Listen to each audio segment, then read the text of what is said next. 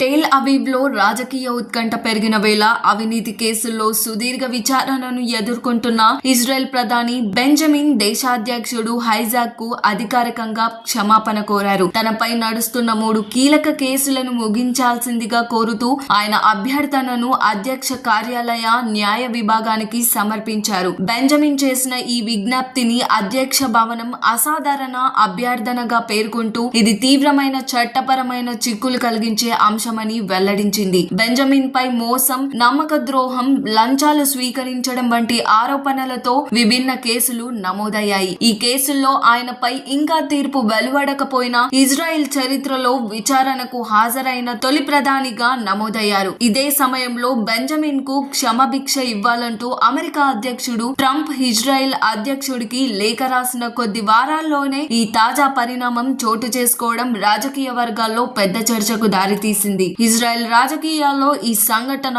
భారీ ప్రకంపనలు రేపుతుందని పరిశీలకులు అంచనాలు వేస్తున్నారు. మరి దీనిపైన మీ అభిప్రాయం ఏంటో కామెంట్ చేయండి. మరిన్ని అప్డేట్స్ కోసం చూస్తూనే ఉండండి RLR TV.